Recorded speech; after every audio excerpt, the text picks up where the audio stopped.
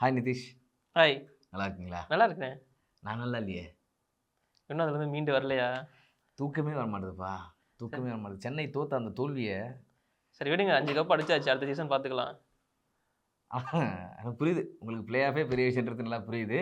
But இருந்தாலும் okay. Otherwise RCB உள்ளே போயிட்டு எப்படியா ஜெயிச்சாங்கன்னா கொண்டாடலாம். ஏன்னா இத்தனை வருஷம் போராட்டம்.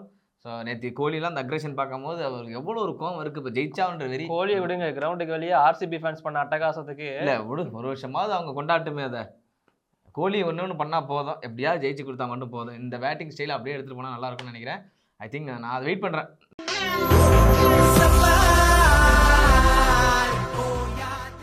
ஆலிநாட் ஸ்போர்ட்ஸ் நேயர்களே அனைவருக்கும் வணக்கம். நான் விஜய் சிட்டி, என் கூட நிதிஷ். இந்த வருஷம் 2024 IPL சென்னை இல்லாத வருத்தமா இருந்தாலும் சரி நம்ம ஜாலியாக ஸ்டார்ட் பண்ணுவோம். அதான் சென்னை இல்லாத வருத்தமா இருந்தாலும் இந்த 4 புது டீம் இருக்கிறது நல்லா இருக்குது. அதனால பார்த்து நிறைய பேசுவோம் அதை பற்றி. சரி அதை விடுங்க. நீங்க வந்து IPL ரொம்ப காலமா ஃபாலோ பண்ணிட்டு இருக்கீங்களா? ரொம்ப காலம். உடனே எனக்கு கொண்டு போய் நிப்பாட்டு 70 வயசு மாதிரி 17 சீசன் தான் நடக்குது. பட் ஃபாலோ பண்ணிருக்கீங்களா எல்லாமே? ஆமா ஆமா ஆமா. உங்ககிட்ட ஒரு क्वेश्चन கேட்கிறேன், பதில் சொல்லுங்க. CSKவோட கேப்டன்ஸ் லிஸ்ட்லாம் சொல்லுங்க. இதெல்லாம் வந்து ஈஸியா எழுதலாம். சொல்லுங்க. MS தோனி பண்ணிருக்காரு, அதுக்கப்புறம் சுரேஷ் ரெய்னா பண்ணிருக்காரு, அதுக்கப்புறம் ஜடேஜா, இப்போ வந்து கெய்கோட். அவ்வளவுதான்டா. சரி, மும்பை இந்தியன்ஸோட கேப்டன்லாம் சொல்லுங்க. மும்பை இந்தியன்ஸ் சச்சின் டெண்டுல்கர், அதுக்கப்புறம் ஹர்பஜன் சிங் பண்ணிருக்காரு, அதுக்கப்புறம் ரோஹித் சர்மா பண்ணிருக்காரு, இப்போ நம்ம ஹார்திக் பாண்டியா. ஓகே, இவரை மறக்க மாட்டாங்க. பஞ்சாப் கிங்ஸோட கேப்டன்லாம் சொல்லுங்க. அப்பா டேய், அது பெரிய கதலா, கன்னி சீசன் மாதிரி தான் அது போய்கிட்டே இருக்குமே. ஏன்னா எத்தனை பேர் எனக்கு தெரியல. ஐ திங்க் யுவராஜ் சிங் பண்ணிருக்காரு, கில்கிரிஸ்ட் பண்ணிருக்காரு, சங்ககாரா பண்ணிருக்காரு, ரொம்ப கஷ்டப்பட வேண்டாம். ஜார்ஜ் பெய்லி இல்ல, KL ராகுல், ஜார்ஜ். நீங்க விரல விட்டு என்றது கூட விரல இல்ல உங்ககிட்ட. அத்தனை கேப்டன் மாறிட்டாங்க. சேவாக்கு டேய் அம்மா எங்கடா போகுது லிஸ்ட்? இப்போ வந்து ஜிதேஷ் சர்மா IPL 2024ஓட கடைசி லீக் போட்டிக்கு கேப்டன். ஆமா ஆமா. அவர் அந்த டீமுக்கு 16வது கேப்டன் 17 வருஷத்துல. போதுமா?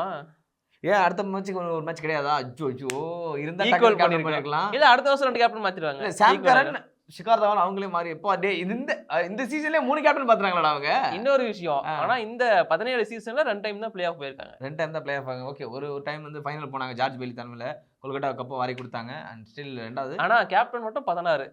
கேப்டன் மட்டும் 16. சே, இந்த வருஷமே 3 கேப்டன் பார்த்துருக்காங்கன்னா அப்போ பார்த்துக்க நீனு. அதில் என்ன டவுட் இருக்குது? அடுத்த வருஷம் எப்படி யார் புது கேப்டனாக போட போகிறாங்க?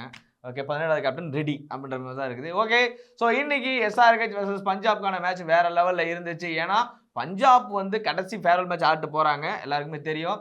அண்ட் ஸ்டில் இந்த பக்கம் வந்து ஜிதேஷ் சர்மா வந்து ஃபர்ஸ்ட் IPL ஸ்டார்ட் பண்ணும்போது அந்த குரூப் ஃபோட்டோலாம் எடுப்பாங்க இல்லையா? ஸோ அந்த குரூப் ஃபோட்டோவில் மட்டும்தான் அவர் இருந்தார். அதுக்கப்புறம் ஜிதேஷ் சர்மா எங்கே இருந்தாருன்னே தெரியல. கேட்டா பின்னாடி டக் அவுட்டில் உட்காந்துருக்காரு, காரணம் பேட்ஸ் ஆடிட்டு இருக்காருனாங்க. பாருங்களேன், அதாவது போட்டோ ஷூட் வந்து ஒரு கேப்டனா ஜிதேஷ் சர்மா தான் உள்ள வந்திருந்தாரு. அங்க ஆரம்பிச்சு திரும்ப ஜிதேஷ் சர்மாவிலேயே முடிஞ்சிருக்கு. அவ்வளவுதான், இதான் வாழ்க்கை அப்படிங்கிறது. சூப்பர். அதேதான் கெய்கோட் இருக்கும்போது என்னடா கெய்கோட் இருக்காரு, சரி சும்மா போறாருன்னு பார்த்தா அப்புறம் ஈவினிங்கே சொல்லிட்டாங்க தோனி விலகிட்டாரு, கெய்கோட் தானே.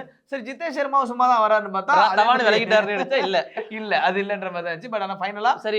ஆனா எனக்குமே தவான் போனதுக்கு அப்புறமா ஜிதேஷ் தான் கேப்டன் ஆவார்னு நினைச்சேன். திடீர்னு சுட்டி குழந்தை உள்ள வந்து நான் தான் கேப்டன்ங்கிற மாதிரி வந்து நின்று. ஆனா ஸ்டில் எனக்கு ஒரு விஷயம் ரொம்ப பிடிச்சிருந்துச்சுங்க, பிரித்தி சிந்தாவோட அந்த ஸ்மைல். அது அப்படியே இருக்கு அவங்கள்ட்ட. ஆனா காவியா மாறன மறந்துட்டீங்களா? இப்போ காவியா மாறன, பிரித்தி சிந்தாவா காவியா மாறனாலும் சண்டை இன்னைக்கு. ஆமா, இன்னைக்கு பிரித்தி என்னதான் பிரித்தி சிந்தா தான்டா ஒயிட். இனிமே ஆதரவு எல்லா டீமுக்கும் ஃபேவரா நம்ம விட. சென்னை சூப்பர் கிங் தான் இல்லைன்னா ஆயிடுச்சு. பிரித்தி சிந்தா ஒயிட் தான் போட்டுருந்தாங்கன்னு நினைச்சேன். அன்னதுல சொல்றா. சரி ஓகே, வேண்டாம், கண்டென்ட்குள்ள போவோம். அந்த சாங் போடலாம், எனக்கு வேணாம், கேட்டா காப்பி ரைட்ஸ்னு வானுங்க. சரி, இன்னைக்கு மேட்சை பொறுத்த வரைக்கும் ஜிதேஷ் சர்மா தலைமையின் கீழ் யங்ஸ்டர்ஸா உள்ள வந்திருந்தாங்க. ஆமா, அவர்கிட்ட டாஸ் போட்டாவே கேட்டாங்க என்னென்ன சேஞ்சஸ்லாம் நடக்குது அப்படின்னு. எங்களுக்குன்னு இருக்கிறது ஒரே ஒரு வயிறும் ஓவர்சீஸ் பிளேயர் ரூசோ மட்டும் தான் இருக்காரு, அவர் மட்டும் தான் உள்ள வராரு, மற்றவங்க எல்லாருமே இந்தியன் பிளேயர்ஸ் தான் அப்படிங்கிற மாதிரி சொல்லி போயிருந்தாங்க. ஆனா ரூசேவ் இன்னைக்கு வேற லெவலில் பர்ஃபார்ம் பண்ணியிருந்தாரு. அண்ட் ஸ்டில் ரூசேவ் மட்டும் கிடையாது, அந்த டாப் ஆர்டர் எல்லாமே வேற லெவலில் பர்ஃபார்ம் பண்ணிருந்தாங்க. பிரின்ஸ் இம்ரான் ஆகட்டும், அந்த ரூசேவ் ஆகட்டும், அதுக்கப்புறம் அந்த ஓப்பனிங் வந்த பையன் அதர்வா டைடே அவரு கூட செம்மையா பர்ஃபார்ம் பண்ணியிருந்தாரு. ஸோ ஆல்மோஸ்ட் வந்து திரும்ப எனக்கு தோன்று பஞ்சாப் நல்லா தானே விளையாடுறீங்க, ஆனால் ஏன்டா மேட்ச் விடுறீங்க அப்படின்ற மாதிரி தான் இருக்கு. இன்னைக்குமே பேட்டிங் சூப்பரா இருந்துச்சு, 214லாம் ஸ்கோர் பண்ணியிருந்தாங்க. ஆனா இன்னைக்கு SRH திருப்பி அடிச்சிருந்தாங்க, எங்களால சேசிங்கும் பண்ண முடியும்னு காட்டியிருந்தாங்க. எனக்கு செகண்ட் ஹாஃப் ரொம்ப பிடிச்சிருந்துச்சு. ஏன்னா ஹர்ஷதீப் வந்து போல்ட் எடுத்தார் டிராவிஸ் ஹெட். இதே நடக்குது பார்த்தீங்களா? என்ன புரியல, சொல்லு. நரேனுக்கு நடந்திருக்கு, இப்போ டிராவிஸ் ஹெட் அந்த ஃபர்ஸ்ட் பால் டக்கு. ஏன் நேத்து ருத்ராஜ் ஒரு கோல்டன் டக் அவுட் ஆலியா ராஜா? ஐயோ சென்னைக்கே ராஜா நீங்களடா அப்படின்ற மாதிரி தான் இருந்துச்சு. அதே மூமெண்ட் தான். பட் ஆனா ஒரு மாஸ் கிளாஸ் பிளேயர் எல்லாருமே வந்து இந்த ஃபர்ஸ்ட் கோல்டன் டக் அவுட் ஆகிறதுலாம் பார்க்கும்போதே ஒரு மாதிரி எமோஷனலாக தான் இருக்குது. அந்த சர்ப்ரைஸ் பால் அது. எஸ் பெஸ்ட்லி அப்படி கூட சொல்லலாம் நீ.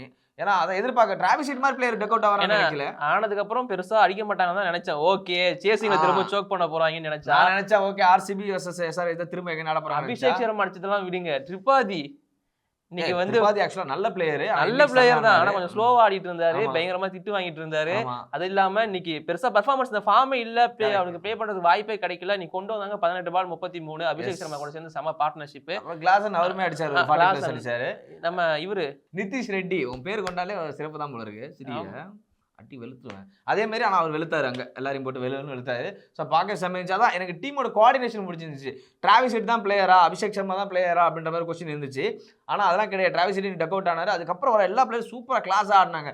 எஸ்பெஷலி சமத் கூட கடைசியாக முடிச்சு கூட கொடுத்தாரு, பார்க்க சமைச்சு. ஸோ ஆல்மோஸ்ட் வந்து எஸ்ஆர்ஹெச்சில் நல்ல பிளேயர்ஸ் இருக்காங்கிறது டெஃபினட்டாக தெளிவாக தெரியுது. அதாவது பிளே ஆஃபுக்கு ஒரு நல்ல மொமெண்டமோட உள்ள என்ட்ரி ஆயிருக்காங்க ஆப்வியஸ்லி. ஸோ இந்த பக்கம் பவுலிங் சைடு பார்த்தோன்னா எனக்கு ரொம்ப பிடிச்சிருந்துச்சு என்னன்னா, நட்ராஜன் ஆப்வியஸ்லி சூப்பரான 2 விக்கெட் நட்ராஜன், புவி நல்லாவே இப்போ கோஆர்டினேஷன் வந்து சூப்பரா போயிட்டு இருக்கு. எஸ்ஆர்ஹெச் பொறுத்த வரைக்கும் கமின்ஸ் கொஞ்சம் அடி வாங்கினாலும் ஓகே அப்படிங்கிற மாதிரி தான் இருந்துச்சு. இந்த சைடு ஹர்ஷதீப் ஒரு பிளேயரை நம்ம மறந்துட்டோன்னே. யாரா அவரு? விஜயகாந்த். அவருமே நல்லா போட்டுருந்தாருப்பா ஒரு விக்கெட். வியாஸ்காந்த் விஜயகாந்த் ஸ்ரீலங்காவை சேர்ந்த தமிழன். நல்ல பெர்ஃபார்மன்ஸ் கொடுத்திருந்தாரு ஒரு ஸ்பின்னரா. அசரங்காவுக்கு ரீப்ளேஸ்மெண்டா உள்ள வந்த பிளேயர் அதே அளவுக்கு பெர்ஃபார்மன்ஸ் நல்லாவே கொடுத்துட்டு இருக்காரு. விக்கெட்ஸ் பெருசா வரமாட்டேங்குது, பட் கண்டிப்பா முக்கியமான சமயத்துல எடுப்பாருங்கிற நம்பிக்கை எனக்கு இருக்கு. ஸோ அவரோட பெர்ஃபார்மன்ஸ் எப்படி இருந்துச்சு? சரி ஸ்டில் எனக்குமே ரொம்ப பிடிச்சிருந்துச்சு. அதாவது தமிழன் சொன்ன பத்தியா, அதுக்கான உட்காந்து நோட்டீஸ் பண்ணி பார்த்துட்டு உட்காந்துருந்தேன். அவரை பத்தி ஆல்ரெடி அஸ்வின் பேசியிருக்காரு. ராஜஸ்தான் ராயல்ஸ்ல நெட் பவுலரா இருந்திருக்காரு நம்மளோட விஜயகாந்த். அந்த பேருக்காகவே கொண்டாட போறாரு தமிழ்நாட்டுல அப்படின்னா இந்த பேரை மறக்க முடியுமா? மறக்கவே முடியாது, அந்த பேரை மறக்கவே முடியாது, அவ்வளவுதான், அதான் உண்மை. So as Punjab Kings bowling பத்தி. ஸோ இந்த பக்கம் பஞ்சாபோட பவுலிங் வந்து பார்த்தீங்கன்னா நல்லா இருந்துச்சு. ஒரு சில பவுலர்ஸோட ஹர்ஷதீப் சூப்பராக போட்டிருந்தாரு, பிரார் செமையாக போட்டிருந்தாரு. பர்பிள் பட்டேல் பற்றி பர்பிள் பட்டேல் தான் வர உனக்கு அது உள்ள வரக்கூடாது தான் பார்க்குறேன், நான் வர வைக்கிறேன். நீ எகைன் வந்து ஒரு 2 விக்கெட் எடுத்து திரும்ப வந்து டாப்ல இருக்கார். 24 விக்கெட்ஸ் இது வரைக்கும் வந்து பார்த்தீங்கன்னா. இது கீழே வந்து பும்ரா இருக்கார் 20 விக்கெட். பும்ரா அதுக்கப்புறம் மேட்ச் ஆட முடியாது. அதாவது சீசனை விட்டு நான் போறேன், ஆனா பர்பிளோட தான் போவேன். 6 விக்கெட் எடுக்கணும். அது கீழே யாரும் இருக்கா? வருண் சக்கரவர்த்தி தான் கீழே இருக்காரு, 18 விக்கெட்ல இருக்காரு. இன்னொரு விஷயம் என்னன்னா, டாப் 4ல செலக்ட் ஆகிருக்கிற 4 டீம்லயுமே 4 தமிழ்நாடு பிளேயர்ஸ் இருக்காங்க. அவங்களோட ஹோம்ல தான் கடைசி ஃபைனல் ஆட போறாங்க. யாரு கப்ப தூக்க போறாங்க? உண்மையாங்க. ஸோ 4 டீம்லயும் தமிழர்கள் இருக்காங்க. ஸோ இந்த வருஷம் ஒவ்வொரு முறையும் சொல்லுவாங்க தமிழர்கள்லாம் ஆளணும்னு சொல்லிட்டு. இந்த வருஷம் எந்த டீம் ஜெயிச்சாலும் அந்த டீம்ல ஒரு தமிழ் ஆள போறோம் அப்படின்றது அந்த டீமோட கீ பிளேயராவும் அவங்க வந்து டெஃபினெட்லி. Yes definitely. கொல்கட்டாவை எடுத்துக்கிட்டீங்கன்னா அந்த சைடு வருண் சக்கரவர்த்தி இருக்காரு. ஸோ 2வது இடத்துல இருக்க ராஜஸ்தானை எடுத்துக்கிட்டீங்கன்னா அந்த இடத்துல நம்மளுடைய ரவிச்சந்திரன் அஸ்வின் இருக்காரு. ஸோ அதுக்கப்புறம் எஸ்ஆர்ஹெச் எடுத்துட்டீங்கன்னா நட்ராஜன் இருக்காரு. ஸோ வேற லெவலில் கலக்கிருக்காரு. 4வதா நம்மளுடைய ஆர்சிபி எடுத்தீங்கன்னா ஒய்நாட் தோனியை ஞாபகம் வச்சுக்கும்போது டிகேவை மறக்க முடியுமா? டிகே அவருமே இருக்காரு. இந்த 4 பேருமே அவங்களுடைய ஹோம் வென்யூவான சேப்பாக்கில் தான் ஃபைனல் ஆட போறாங்க. ஸோ யாரு கப்பை தூக்கி யார் ஆள போறான்றத வெயிட் பண்ணி நம்ம பார்க்கலாம். உனக்கு யார் ஆண்டா நல்லா இருக்கும்? ராஜஸ்தான் ராயல்ஸ். ராஜஸ்தான் அஸ்வின் தான். Okay so fine. எனக்கு வந்து டிகே பண்ணாலும் நல்லா இருக்கும்னு எனக்கு தோணுது. ஏன்னா டிகே வந்து திடீர்னு இப்போ ஆர்சிபி சப்போர்ட்டரா நீங்க? இல்லை நான் அதான் நான் தலை இல்லை, அப்புறம் அந்த பக்கம் தானே வந்து அவனை தளபதி உட்காந்து. ஏன்னா விராட் கோலிக்கு நானுமே விராட் கோலிக்கு வந்து அகேன்ஸ்ட் மாதிரி விராட் கோலி என் ஃபேவரட் தான், எனக்கு பிடிக்கும். என்னடா இது முடிச்சா தான் T20 வந்து விராட் கோலி தான் திரும்பவும் சொல்றேன். விராட் கோலி தான் பிரச்சனை இல்லை. இந்த வேணும்னு ஆர்சிபி ஃபேன்ஸ் வெளியில வந்து பண்ணிட்டு இருந்தாங்க. இதுதான் பிளேயர்ஸை பாதிக்கும்னு சொல்லுவேன். விராட்டுக்கு யாருமே இங்க எல்லாருமே எல்லா சிஎஸ்கே ஃபேன்ஸுமே அஃபெக்ட் ஆயிருக்காங்க. ஐ மீன் மேட்ச் பார்க்க போனவங்க எல்லாருமே. ஆனா இந்த மாதிரி வேறயா எந்த ஃபேன்ஸும் பண்ணி நானும் பார்த்ததில்லை. ஏன்னா அது இல்லாம ஒரு வீடியோ பார்த்துட்டு தம்பி இந்த கிரௌடுக்குள்ள ஒரே ஒரு பையன் மட்டும் மாட்டிப்பான் ஜெர்சி போட்டுட்டு. அவனால அந்த ஜெர்சி கைட்ட முடியல, எதுவும் பண்ண முடியல, ஒரு மாதிரி ரொம்ப வருத்தப்பட்டான். ஓகே எஸ் பஞ்சாப் அவங்களுடைய ஃபேர்வெல்ல முடிச்சுட்டு ஜாலியா வழக்கம் போல அந்த பிளேயை பத்திலாம் கவலை இல்லை. வருவோம் 14 மேட்ச் ஆடுவோம் போவோம் ஜாலியா எல்லாரும் ஜெர்சி வாரி கொடுத்துருப்போம் சொல்லிட்டு பிரித்தி சிந்தா வழக்கம் போல 3 படத்துக்கு கான்ட்ராக்டை சைன் பண்ணுங்க, அடுத்து பணத்தை சம்பாதிங்க, இதுல இறச்சிட்டு ஜாலியா போய்கிட்டே இருங்க. பிரித்தி இந்த டீம் ஒரு டைம் ஜெயிக்கணும் மேடா. ஏன்னா ஆர்சிபி மட்டும் சொல்லிட்டு இருக்கோம். ஓகே நெக்ஸ்ட் இயர் நீங்க ஸ்ட்ராங் ஆவாங்க. ஏன்னா மெகா ஆக்ஷன் உங்களுக்கு இருக்கு.